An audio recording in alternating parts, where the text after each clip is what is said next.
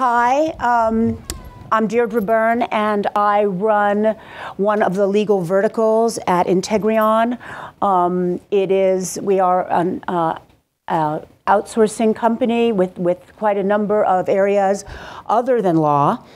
And for 1 second, I want to address the difference between outsourcing and offshoring, because people have been asking me what is the difference, since I run offshore delivery only. And that means India, the Philippines, and in our case, Fargo, North Dakota. But the lady with the striped phone back there that's taking photographs runs onshore. So just keep in mind when we talk about that piece of it, that outsourcing is not necessarily coextensive with offshoring. And that's enough about me. I'm going to introduce the panelists, and in the interest of time, I urge you to read their bios. Steve Poor, Rose Sturtevant, and Martha Mazzone.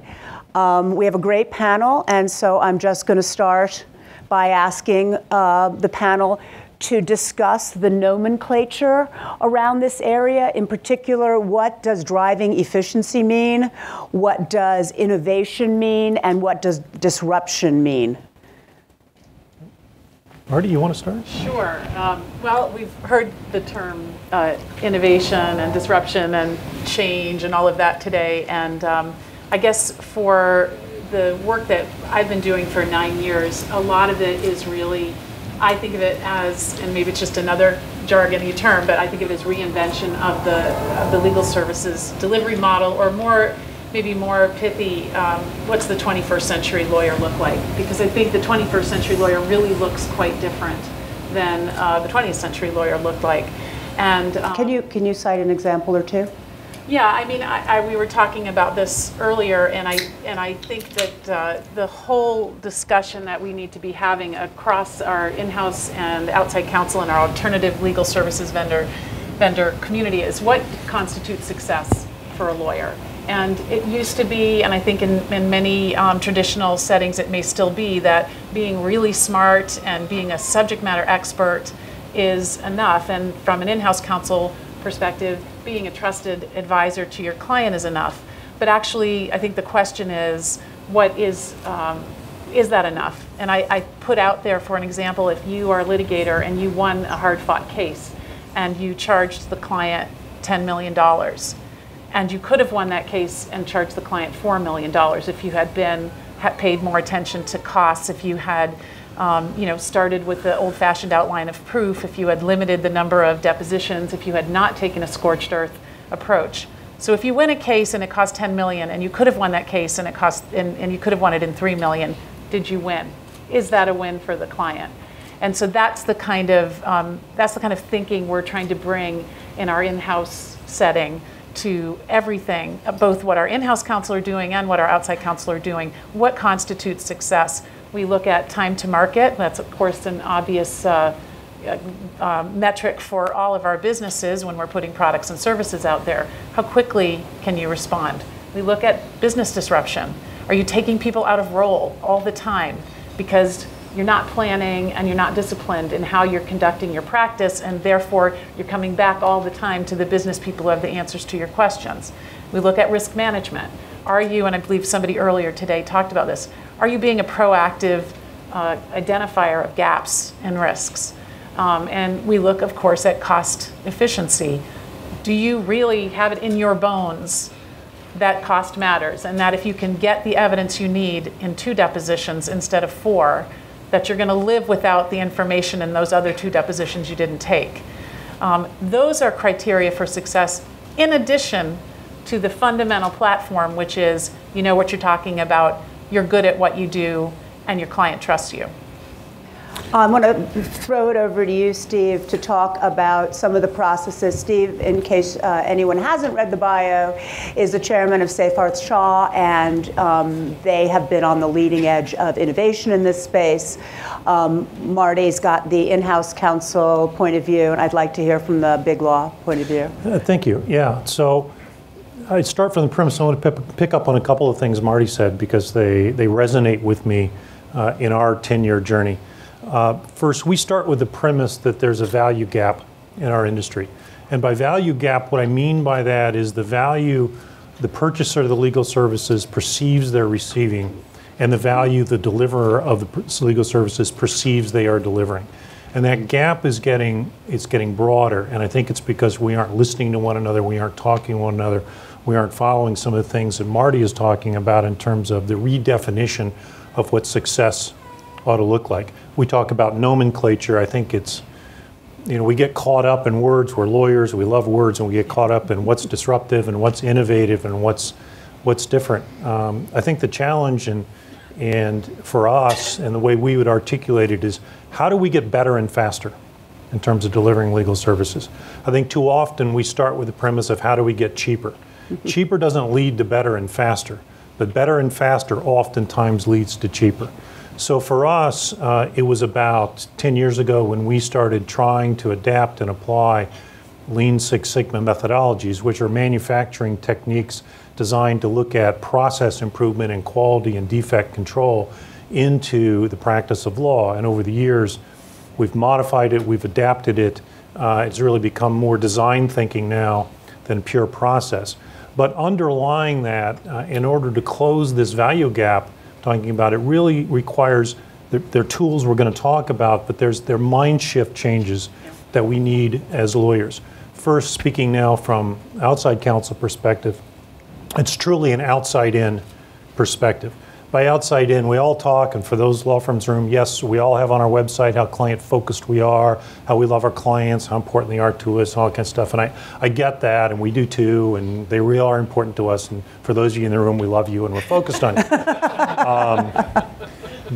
But by outside in, I'm talking about something different. It is understanding in your bones the outcome the business needs to be achieved through the particular solution set you're being asked to deliver. And by business, I mean exactly that. I don't necessarily mean just the in-house counsel. I mean their clients. They have clients as well.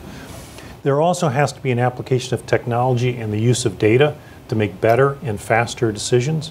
And then there's a process piece that holds it all together. It is the ability to look at the delivery of legal services as a process and pull it together and look and see where there is waste and inefficiency.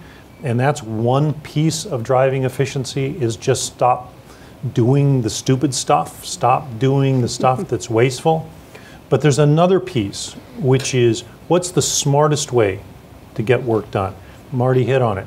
There's sometimes when we hear about more for less, right? We want more for less. Well, the better challenge is let's do less for less, okay?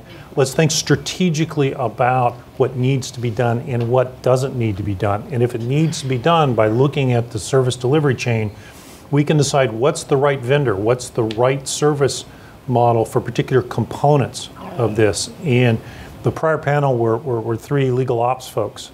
And I will tell you, for those of you that haven't worked with legal ops profession, that's the way they think about it. That's the way they're looking at it. They're looking at it redesigning services to maintain quality, to achieve outcomes, to make more strategic decisions, and at the end of the day, become more efficient and more effective, to become better and faster. Steve, you weren't here this morning, but somebody else said it's how to do less for less this morning. So that was a good theme. But I was just going to pick up on one thought. Rose and Steve and I were talking at lunch, and it's this notion of a cultural change that, feeling it in your bones. And I've been really mulling this over in my head because I've been working on change strategies in my department for 9 years, and it is a slog. And I debated whether to raise this because we don't have a lot of time, and I don't want to be overly provocative. But I think that there's a real issue in our community with humility, and I think humility is the. No. I think humility. You got a gasp, Marty. You got a gasp. An audible gasp. I think. Well, I don't want to get too deep, but I think humility is a problem. We're not humble enough. We don't believe that when you unbundle services, as Steve described, or when Rose runs a whole group of people who maybe don't have a JD, we don't believe they're delivering as good a service as we could, or we think that our Harvard degree means more than that University of Memphis degree. But then yet we heard today from the general counsels who were talking about their regional law firms who know the regulators, and I think it was the Ford general counsel who was saying, you know, that we're snobs. We're snobs. And, you know, that whole notion of being open to change, being willing to examine what is the spectrum of service that we're trying to provide, and who is the right person, and what is the right, what are the right qualifications to provide it, instead of trying to become all of those things. Instead of every lawyer trying to become a project manager or a data analyst, like trusting the data, trusting your project managers, seeing your legal ops people or your paralegals or your alternative service providers or your offshore providers as having value somewhere within that chain. And that's hard for us, and that's a real mindset change. Yeah, I would say the challenge from the operations and then the administrative side, when we talk about what are the drivers, and I think they relate to everyone here. You know, it's certainly the client, and it's certainly the attorneys, and it is the bottom line. So those are this side. What also matters, and this can relate to the attorneys as well, but it is, I hear too often, you know, it's the way we've always done it. And I used to hate hearing that. Now I love hearing it, because now I say, okay, so it's not said to me too much anymore, because they know I get all excited over that. My least favorite is that won't work. That won't exactly. work. You know this how. Right. So you love the challenge. Yeah. So that's always a great challenge to hear that. The other is the technology. Is it that we've introduced new technology and we now have to learn how to use that most efficiently? Right. There's quite often a lot of change that comes along with that. And I think also it becomes more task-driven mentality now from my end, and how to manage those changes that happen quite frequently now. In addition to that, it's training. It's just you know, do we have the basic training for all of those staff, the paralegals, et cetera, and management, if we have training for management as well. Let me pick up on something Marty said, because I think it's worth sort of unpacking a little bit. We have a very different industry now, even if we don't recognize it, and many of us don't recognize it, where we have a very multidisciplinary skill set that's necessary to apply to find these kind of solution sets for our clients. I'll use us as an example, but I think it's generally applicable. We've got, you know, a large team of project managers, and yes, I love it when you say, let's train our lawyers to be project managers, because we're lawyers, we can absorb the mantle of any kind of profession. We must be smarter, right? You know, those non-lawyers. Yeah. Like you go to the doctor's office and the first thing you see is the non-doctor, right? Okay. But it isn't the ability to believe that we as lawyers can become anything we want to be. It is the skill set. The skill set necessary is the skill set to be able to work within a multidisciplinary team, to be able to understand the value that the project manager, the legal technologist, the paraprofessional can bring, and understand how that operates to the benefit of the client, right? So a lot of our learning over the last few years has been, we have our colleagues and our partners will have an experience where they'll go into a client meeting or they'll go into a client pitch, and they'll be taking along a project manager, or they'll take along a legal solutions architect who are our technologists. And the client, and I just had this experience the other day, the client will turn and say to the project manager, say, you're the person I want to talk to. And the partner's sitting there kind of looking around, you know, saying, but I'm a really important partner in a big law firm. We can debate that particular piece, okay? But it's this moment, it's this transcendent moment that communicates more powerfully than anything else what kind of world we're living in. And if you want to find efficiencies, and if you want to really have a higher value to begin to close this gap, living in that world and thinking differently about it is a key predicate point.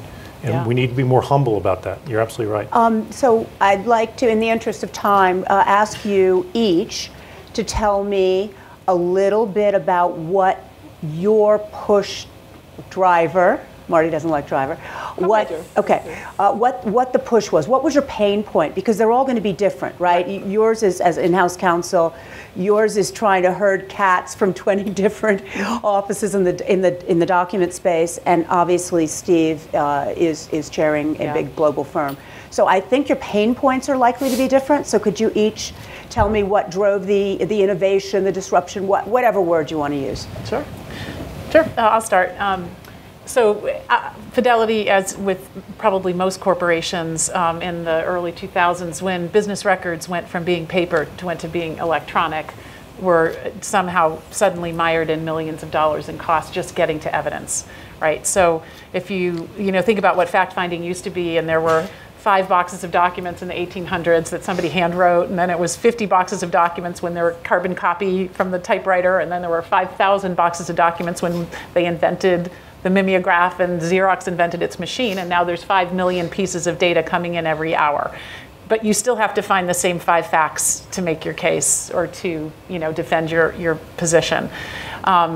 So we all face that, and so discovery and the cost of discovery were clearly the driving point for, at least for the company to bring me in. And I had kind of grown up on both sides. I was an inadvertent discovery lawyer because I was 10 years out of law school. 10 years older than my peers. I didn't go to law school until I was in my 30s. I had management experience. There were massive discoveries going on in the late 90s with a lot of government investigations for the clients that I was working with. And all of that discovery went from paper to electronic while I lived through it.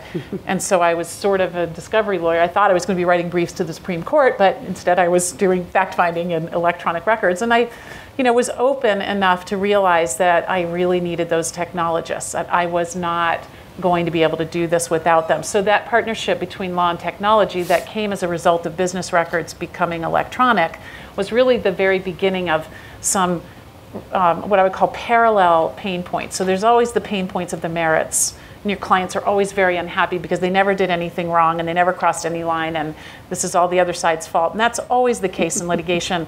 But then there became this whole parallel track in litigation, which had to do with costs and fact-finding and all of the manipulation that can go on in cases because of that.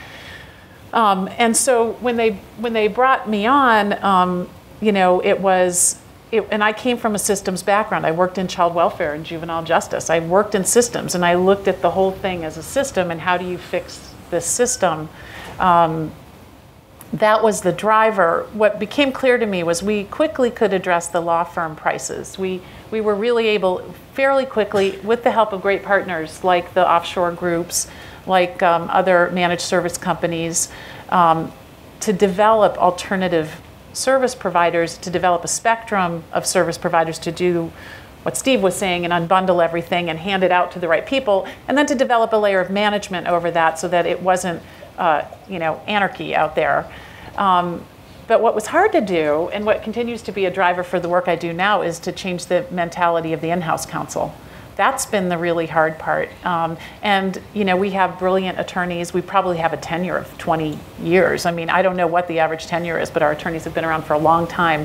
And getting them to understand these same principles that we're asking you as outside counsel to understand is tough. And it's rewarding when you can make it happen. But for us, the next frontier is getting the in-house counsel to think differently about the same things that we want the outside counsel to think about. I think drivers for me in creating efficiencies, particularly at Holland and Knight, have been there's over 20 offices.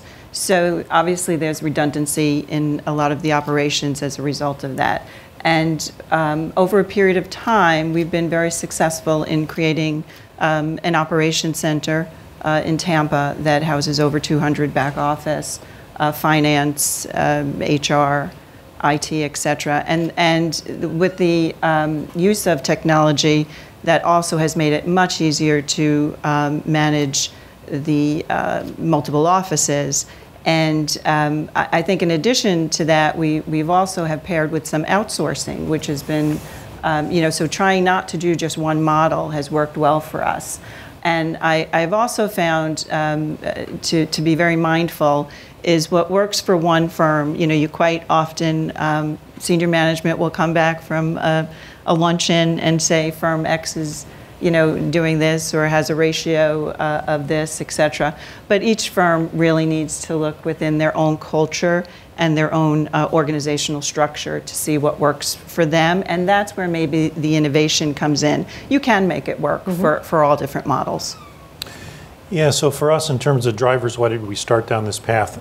It's sort of an odd story, I suppose, because we started down this path 10 years ago. And if you think about, I've put you in the Wayback Machine a little bit to say in '05 what was going on. And if you think about it, it was sort of what turns out to be the golden age of big law, right? I didn't know it at the time. It wouldn't have felt so stressful if I'd known it at the time. But if you watch the industry back then, the primary lever that big law was pulling at the time was a rate lever. That's how profitability was increasing, was largely rate growth.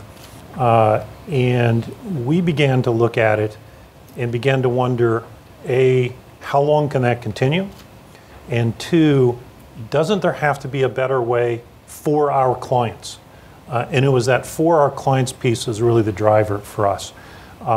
And the fact that somehow our industry was sort of immune to the need to get better and faster every year just didn't feel right to us. So it triggered in us a desire to find a better way for our clients. So it wasn't anything more complicated than that. That pace of change has obviously accelerated dramatically over the last few years, since '08, since '09, and the increasing demands and all the talk in the industry. But that's what started us. Seyfarth, Seyfarth went at it from a very, I think, holistic big picture. They said, we're going to adopt this manufacturing Six Sigma lean approach. And, I remember the early Seyfarth materials on it, and I was very impressed by that, because you went after it. You didn't sort of make a little change here, a little change there. You really went after it. At the same time, I would say, even if you can't do that in your law firm or in your in-house counsel, start where you are in your in-house department. Start where you are, wherever you are, because even the small, I think somebody earlier said success breeds success. The smallest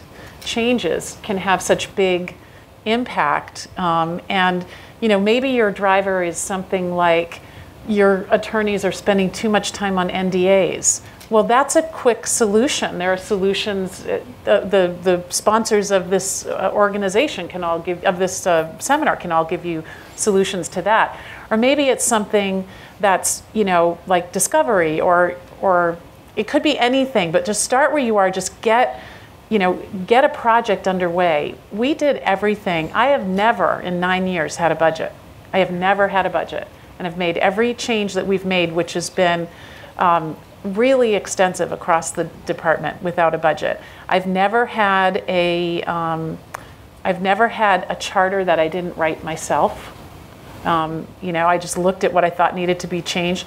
So and you will get, at least I have found, and I think that, as much as I talk about humility and lawyers being resistant, there actually are lots of people who will be your champions when you start to make them look good, which is exactly what you do as soon as you start to make these changes. They can go to the client and say, we reviewed 300,000 documents and it cost $9,000, which is a true story in our case. The very, very first use of the LPO was, I actually called the director and said, we're Fidelity. We don't need slave labor. We're happy to pay a real bill. She said, no, that really is what it cost, $8,000. I said, okay, I'll do it.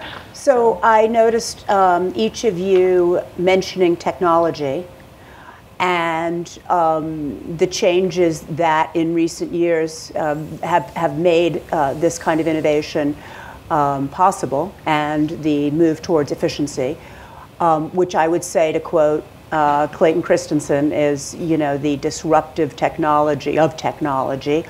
What are the other things that had to change in this period of time that you're talking about? Let's call it roughly 10 years. What else had to change during that period to drive the efficiencies to where we are today, and perhaps even to where we'll be tomorrow? Well, I think it's critical. This is a critical point. Technology driving change is unlikely. It is possible. There are a few technologies out there in the world that actually drive the change, like Excel. Excel actually drove change in how practice was made. Most technologies are not doing that. Most technologies can facilitate process change that you've developed and that you've. But if you think you're going to buy a technology, you're going to put it in and it's going to make everything better, that will likely not work. One of my least favorite phrases. That won't work. You've got to examine the outcome that you want and the process by which you get there, the workflow, all of these McKinsey consultancy terms that we as lawyers didn't really have to encounter very much in our practice, but you really have to encounter them now. And then you pick the technology that facilitates what you want to get done. Right. I would agree there, and it goes back to something that Steve said earlier, and that is, what is the change that you want to make without looking at even the technology side of it, the bottom line side of it. How do we want to make the process better? What's going to work better for everyone? We talk about being more efficient. How do we work smarter? How do we work faster? And it ultimately turns out you do that for less. It just falls into place if you're doing it the right way. And I also think part of what happened over that 10-year period is that we've tried some things that didn't work. And I think from my personal experience, there were some changes that were made on the operations side.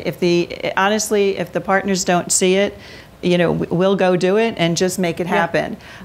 Lesson learned, partners see it. You want to make sure that you're transparent, you get buy-in, you do your pilot group. I personally choose, I don't want to say the most difficult, I'll say the ones that will challenge me the most. That's a great group to work with when you want to implement something new within your firm. It may take longer, it may take a lot of effort, and the effort never ends once you've implemented something new. It continues. You always have to be involved in it. You always want to listen to both sides. You want to hear the client, you want to hear the attorneys, you want to hear what your staff is saying. If you want to continue for those processes to move along with the time, practicing differently than we did 5 years ago today, and we will again in 5 years from now. So we know that we need to keep on top of that all the time. Yeah. So let me jump in for a second because we only have a couple of minutes left. Rose, you said we've tried some things that haven't worked, and some other things have worked and have then been championed internally. So Steve, can you give us an example of something that's worked and something that hasn't worked? I started out lunch asking you to tell me stories. We've only got 2 minutes, so I don't know. Ted, really short stories. I don't tell short stories. That's the problem. Okay? Make the long story short. Keep it on the line of communication, and to pick up on something that Marty said, there's a great sort of David Maister sort of story where he says, how do you train law firm partners? And he uses, how do you train pigeons? If you want to get a pigeon from one corner of the box, next corner, where do you put the pellets? You don't put the pellets all the way at the end. You put it at the beginning, and you train people to get there. And some of our early mistakes dealt with not following that particular advice, not recognizing that victory is in the small steps, and you build on success. So it's trying to look too big. So we ran a campaign in the firm now probably 8 or 9 years ago after we sort of started down this path, and it was referred to as the KISS campaign. We had pictures of Gene Simmons and stuff. I was thinking the keep it simple, stupid. That's what it was supposed to be, yes. And we got roundly ridiculed by all of our attorneys who thought it was hokey, thought it was ridiculous, thought it was making a bad point, and actually set us back a little bit. Yeah. So we began to recognize that how you communicate, how you talk, and how you bring people, and you have to meet people where they are and begin to bring them forward. And so for us, that was an important learning for us. So you two ladies can hand wrestle over the remaining minute. I'll agree with that very quickly, that it's communication, transparency, and developing that trust. I think that's what happens if you start getting even the small buy-ins. You develop trust, and then when you're faced with the next challenge, you're going to get people to cooperate a lot sooner. Yeah. I guess I would just say that, and I know many of you have done this already, but thinking outside the JD box for who can be a professional who supports the services that you're providing. One of the best things that I ever did, and honestly, I don't know how this all happened, I stumbled on all of it, but I hired a process engineer into the legal department about 5 years ago. I didn't even know what a process engineer was, but I knew that this guy was smart and he could look at how we did business and take it apart and say, let's do it differently. And he was actually GE, worked for GE actually. He's made all the difference, both not only in actually we have taken apart so many processes and put together technology to support them and put together new processes, but he's also been very persuasive with the lawyers where I could not be because I was always at the edge of my skis talking about this stuff. And he was able to say, look, let me give it to you, let me explain it to you, and give them the detail and give them the real support that they needed. So, you know, there are people out there who do this kind of efficiency work for a living. And they're more and more coming into our profession and into our groups, and I highly recommend that. Okay, I see that our time is up. Thank you for your rapt attention, and thank you to the panel. Have a choice. Thank you. Thank you for your stuff.